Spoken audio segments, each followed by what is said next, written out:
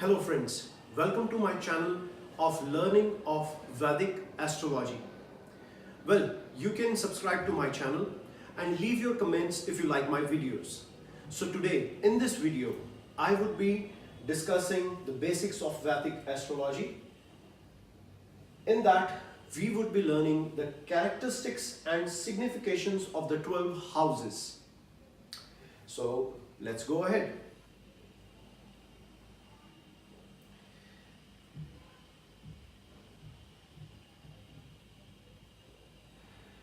As you can see, these are the 12 houses of the Vedic Astrology. Now this is a North Indian diamond style chart. As I have said in my earlier video, this chart is very easy to analyze and refer to planets, their combinations. If you go through my previous video, it will be very helpful for you. So the 12 houses, now these are the characteristics of the 12 houses. These characteristics are absolutely fixed. They do not change no matter what. Now your planets will shift in these houses. Your zodiac signs will move in these houses. But the characteristics of the houses will remain fixed. There are three things in the Vedic astrology system: the house, the planet, and the zodiac. Now these are the houses we are talking about. The characteristics are going to remain fixed. Now the first house, as I have said, the first house is the ascendant.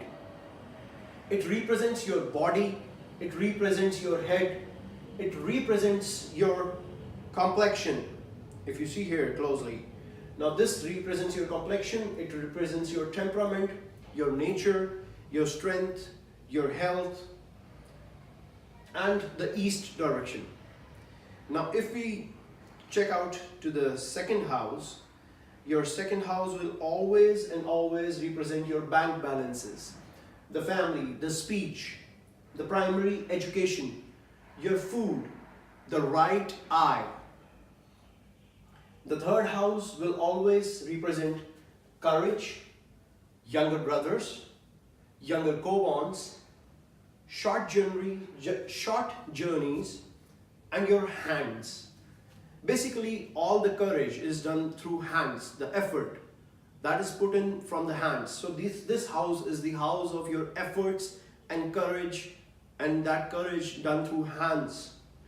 Now the fourth house in a horoscope. The fourth house in the horoscope represents your mother. It also represents the house you are living in.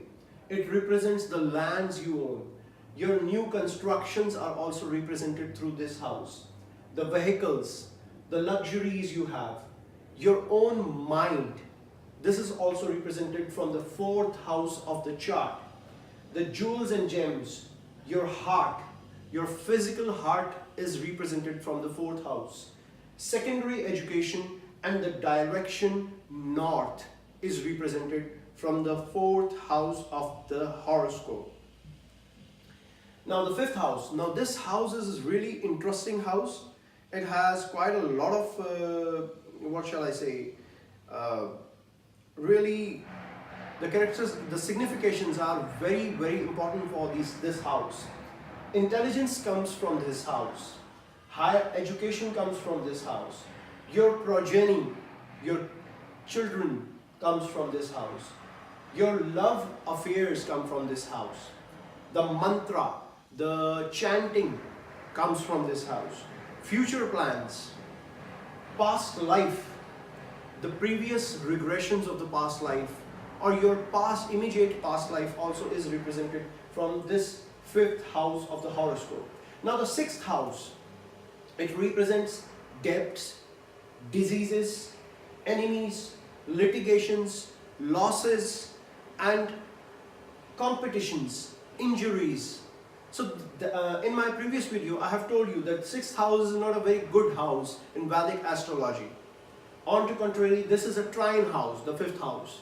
Now the fifth house has all the good things in it, and the sixth house is all the troubles and issues in this house. Now, seventh house. Oh, of course, this is one of the most important aspects of one's life. The seventh house. The seventh house is the house of marriage. It is the house of spouse, the person you are going to marry. This represents, for a female, it represents a husband, and for a male, it represents a wife. It represents the nature of the person who will be your husband or a wife. This house represents his nature, attitude, looks, what kind of person you will get married to, how will he or she look. The semen is also judged from this house. Your sexual life is also judged from this house. Extramarital affairs also come from this house. Business partners, daily business as in the regular routines of your business, whatever you are doing, those routines are to be analyzed from this house. And of course, the direction west. When sun sets, that is the direction west, and this west direction is to be seen from this judged to this direction is to be seen from this seventh house. Then comes the eighth house of the horoscope. Now this is also an important house of the horoscope. As you can see, longevity comes from this house, age, lottery, winning of a lottery, some sudden benefits out of nowhere. These are to be seen from this house. Hidden treasures. Also, these hidden treasures are like you never expected some money to come from your uncle's someone, and someone just dies and he leaves you a legacy. So it's kind of that kind of a thing which is coming from here. Oh yes, your occult sciences, all the occult practices, all the occultism, it comes from this eighth house. This is a hidden house. Ancestral property, the property which your parents or your grandparents, somebody in your family owns that property, that is represented from this eighth house. Troubles, unforeseen troubles. It could be anything. It could be a blame, it could be an accident or anything. Basically any sort of troubles which physically or psychologically, emotionally, which troubles you. So these are the troubles to be seen from the eighth house. Sudden losses and sudden gains. Now usually this seems to be a very bad house, but it's not like that, because there are sudden gains as well. If this house is the house which is working for you in a benefic way, a good way, then it will give you gains. Otherwise, usually it gives a lot of trouble, a lot of psychological trauma. That's all what it gives. Now the ninth house of the horoscope. Now this ninth house is one of the very important houses in a horoscope. The ninth house of this horoscope. These characteristics, I say again, these characteristics are going to remain fixed. The ninth house of the horoscope will represent religion, what religion you follow, your culture, if you follow a religion or not, if you believe in the higher being or not, if you believe in God or not, all this comes from here. Now your preceptor or a guru, this is also to be seen from the ninth house. Meditation, occult powers, all these comes from the ninth house. Now I will tell you about the 10th house. The 10th house of the horoscope, it represents your karma. Basically, whatever activity in life you are doing, the kind of work towards the society, towards your family, towards your own self and the people around you, whatever work efforts you are doing, that is represented through the 10th house of the horoscope, the karma. Your father is also represented from the 10th house. Your profession, your status in society, service, if you're doing a job, if you are a professional or something like that, your business, and the direction south. This all has to be seen from the 10th house. Now your 11th house. Now 11th house is the house of your income. It also represents your elder co-borns. It also represents your friends. And this also represents hidden desires. Now these desires could be very, very deep-rooted desires, maybe even being carried from past births, past lives. But this is a house of hidden desires. And last but not least, if you have income from the 11th house, then 12th house becomes your expenditure. Now this is the house of expenditure. If you have an income, you will definitely expense. Expenditure, foreign travels, jail. This house can give you a foreign travel if the planets are good, which are associated. If they are not good, then definitely something like a jail.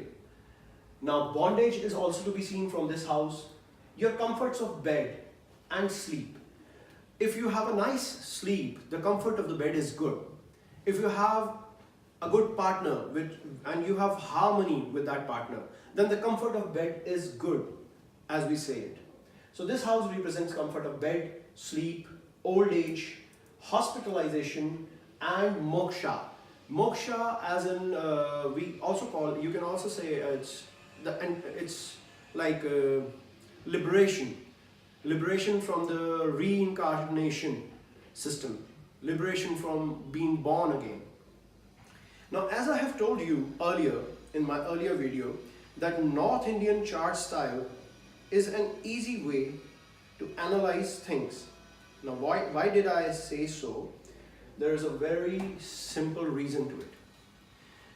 In this, if you see at the significations of this house, then you yourself, your body, you yourself is represented from the first house, but your partner is represented from right the opposite house. Now to see it diagonally opposite is very convenient. When you see planets influencing these two houses, this house and this house, then it becomes very easy to judge. Your mother is represented from this house and your father is represented from this house. Now always they will be in 180 degrees opposite to each other. They're almost like on a single plane to you. So to judge a horoscope again by this North Indian Vedic system, it becomes really very easy. So this is the father and this is the mother. This is you, this is your partner. This is your younger co-borns, this is your elder co-borns, and so on. So these are the characteristics of the 12 houses in Vedic astrology. I think this will be all in this video. If you like my video, please leave comments and subscribe to my channel.